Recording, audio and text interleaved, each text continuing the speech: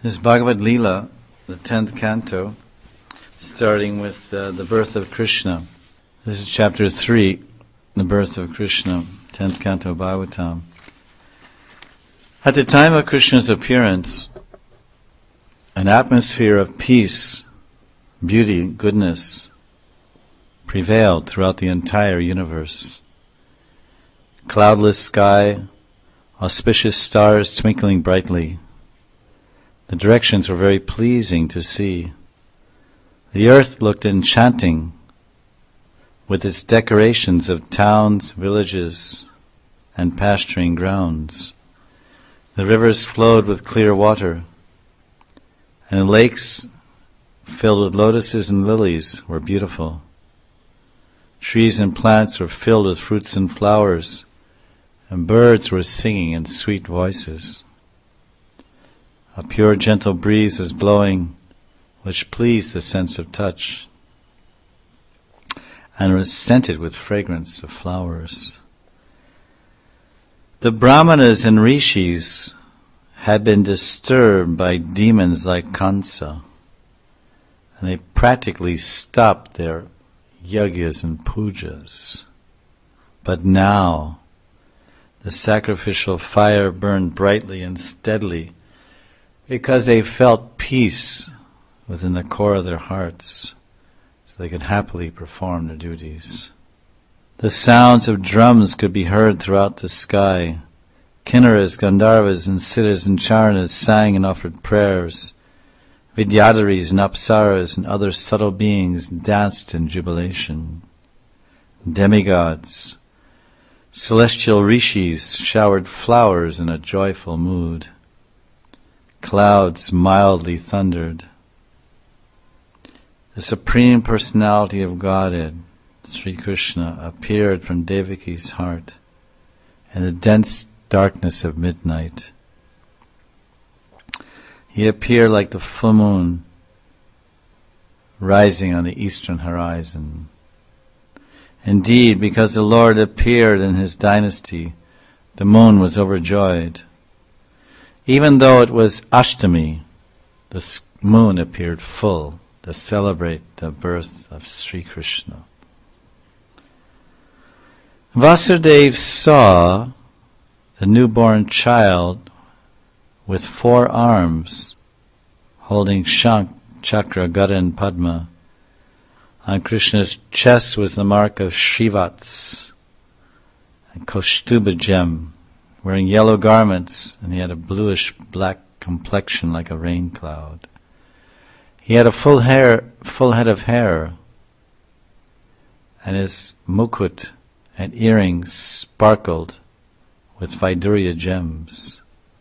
The child appeared very wonderful. Krishna appeared in his four-armed form as Lord Vishnu, illuminating the room with his effulgence.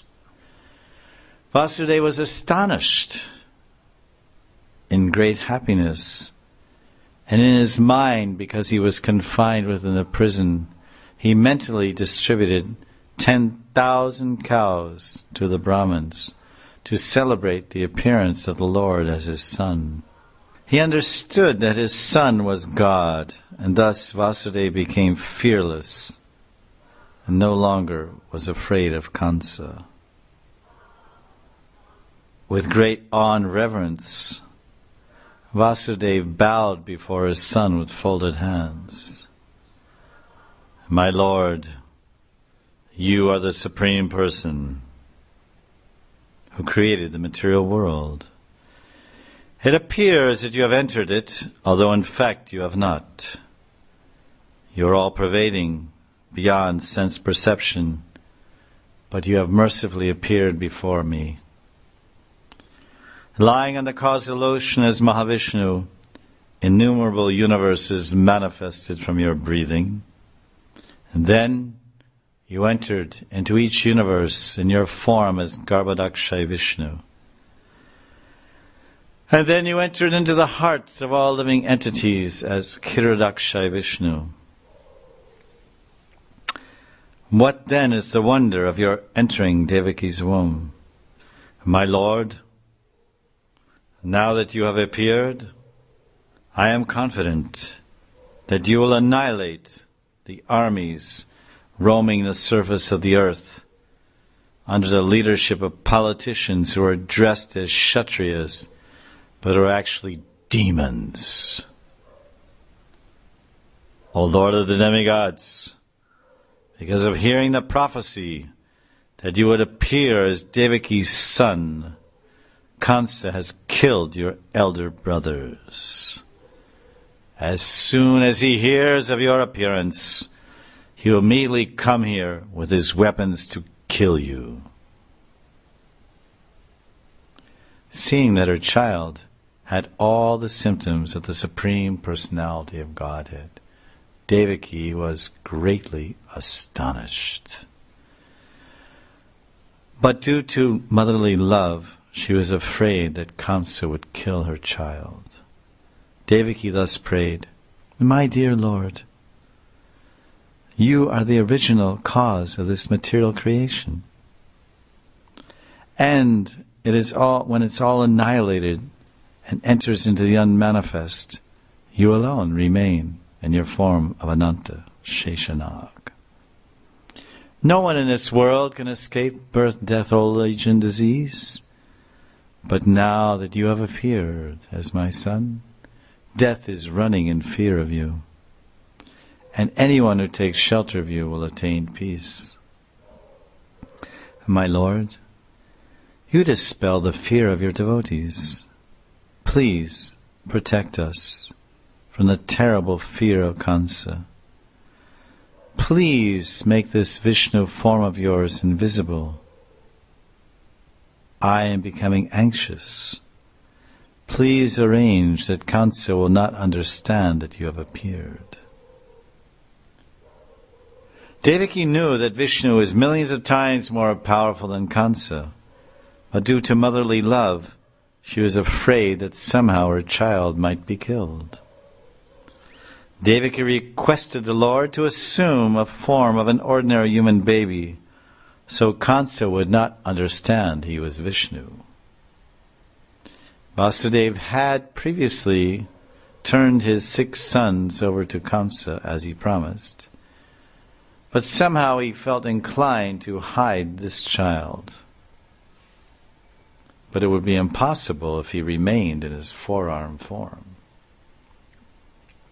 The Supreme Personality of God had replied to Devaki, "My dear mother, best of chaste women, in your previous birth in the Swayambhuva Manu millennium, you were known as Prishni, and your husband Vasudeva was a son of Brahma named Sutapa. When you were ordered by Brahma to create progeny, you controlled your senses and performed severe austerities. My dear father and mother, while performing those intense austerities to attain God as your son, you endured rain, wind, scorching sunshine, and severe cold. Practicing pranayama, you controlled the air within your body, and you ate only dried leaves that fell from the trees. Desiring a benediction from me, you removed all the dirt from your mind and passed 12,000 celestial years performing austerities and thinking of me. O sinless Mother Devaki, at that time I became very satisfied with you. So I appeared in this same form and requested you to accept a benediction from me.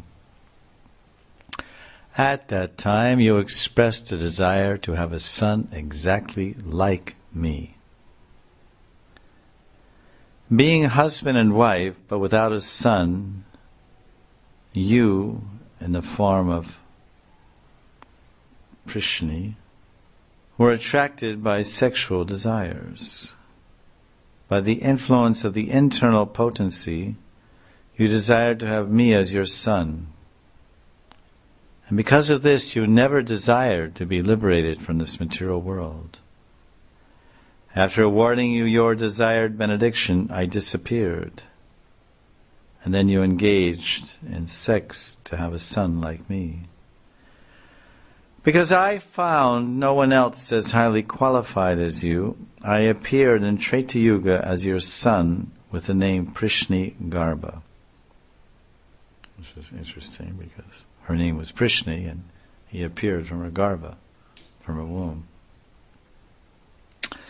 In the next millennium, I once again appeared as your son. I was known as Upendra, or Vamana, and you were Aditi, and Vasudeva was Kashyapa. Now for the third time I have appeared in my original form. Take my words to be truth. I showed you Vishnu form to remind you of my previous births. Otherwise, if I had appeared as an ordinary human child, you would not have believed that God had appeared as your son. How could you be convinced?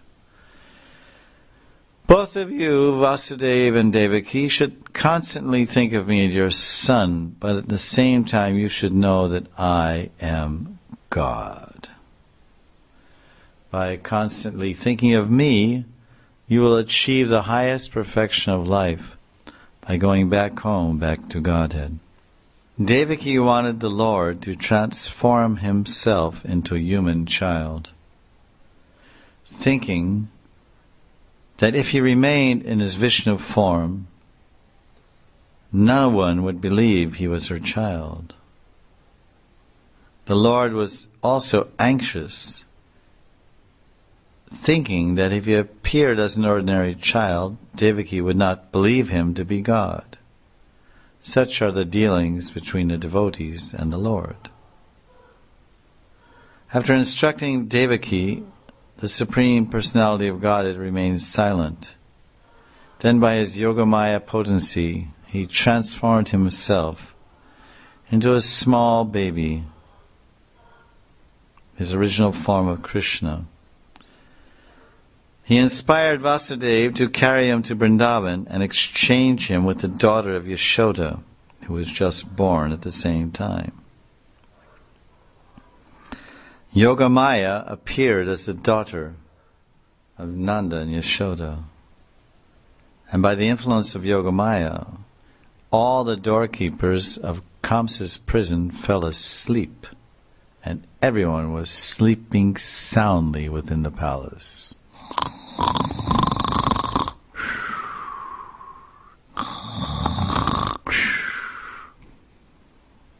The closed doors, strongly locked with iron chains, and Vasudeva's shackles opened miraculously.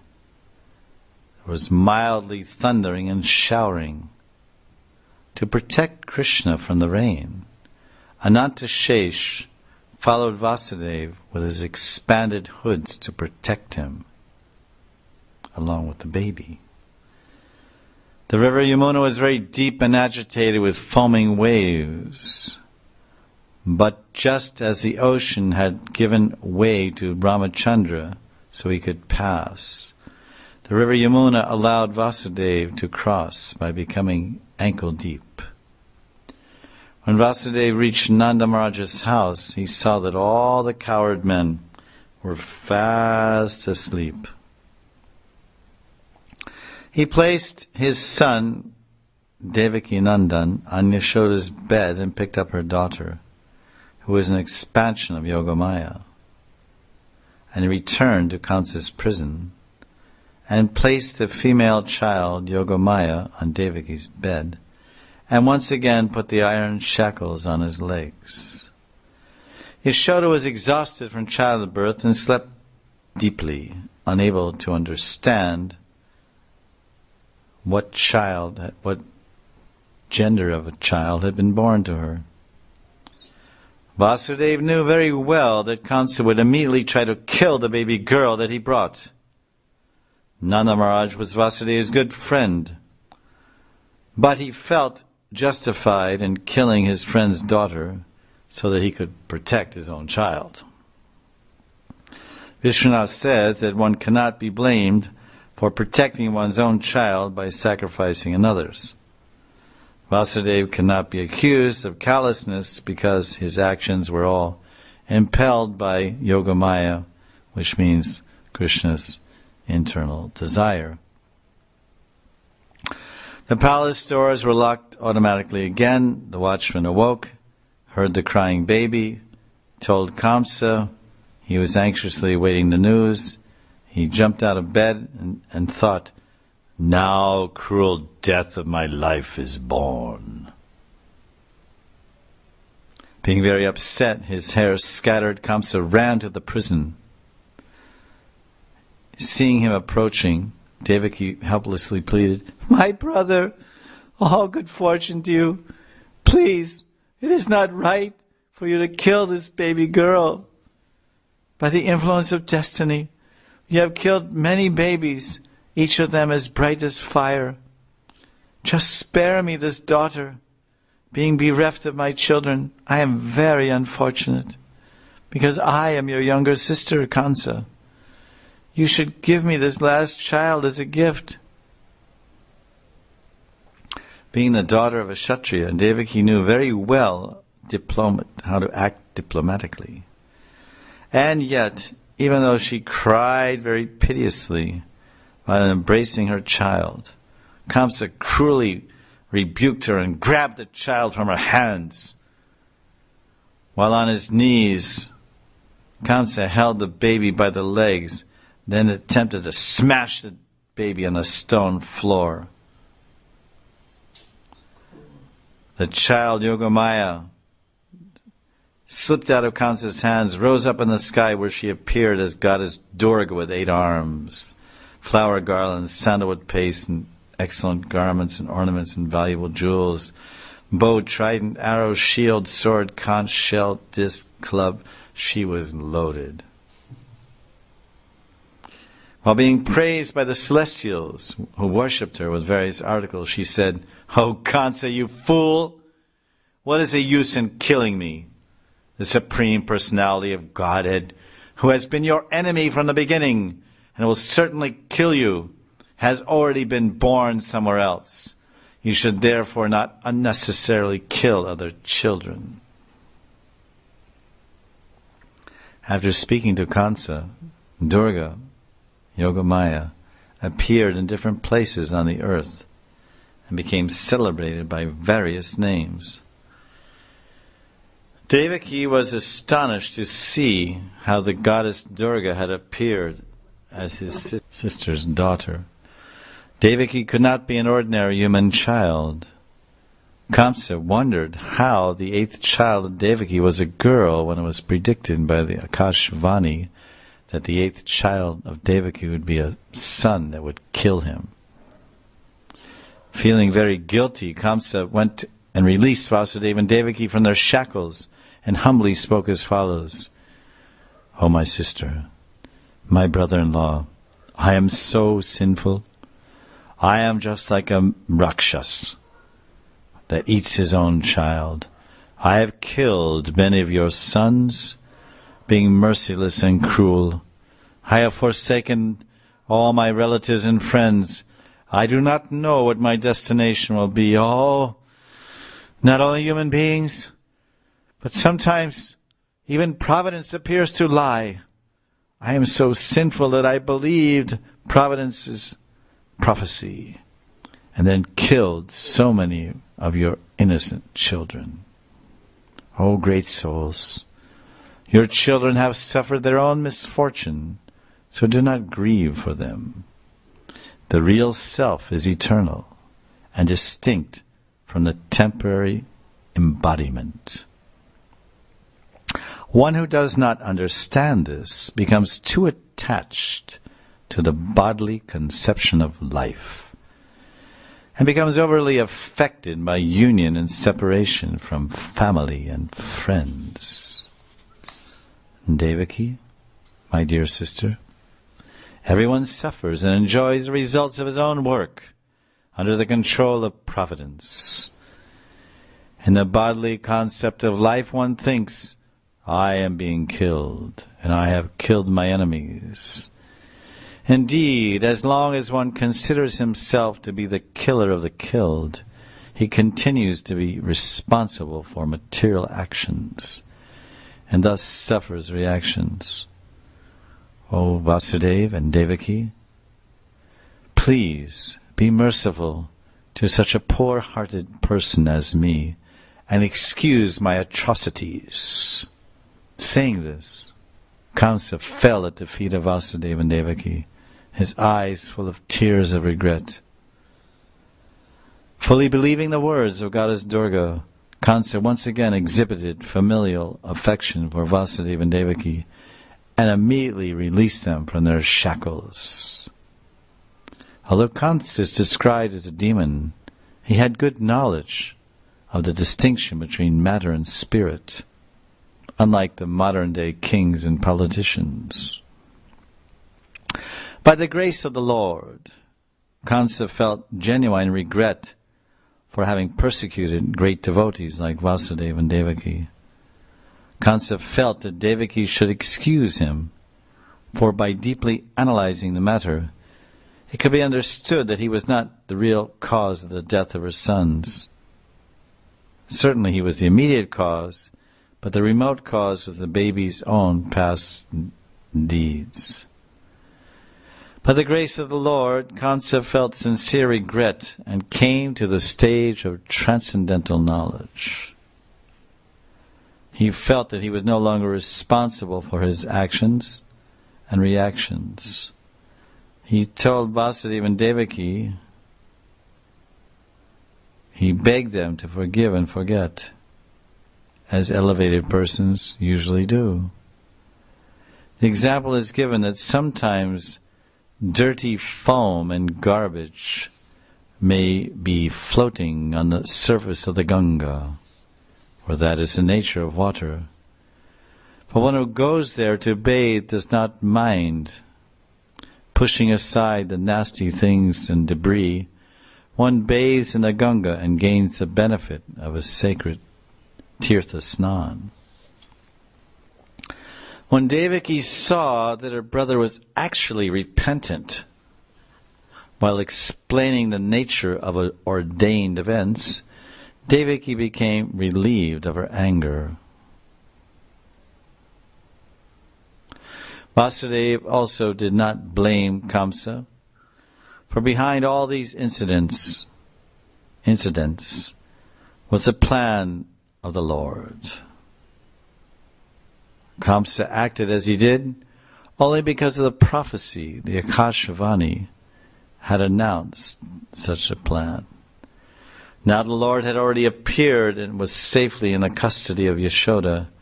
Everything was happening according to plan. Thus, Vasudeva needn't harbor ill feeling toward Kamsa. Taking advantage of the favorable situation, Vasudeva smilingly said, "O greatly fortunate Kamsa, it is only out of ignorance that one accepts the material body to be his self.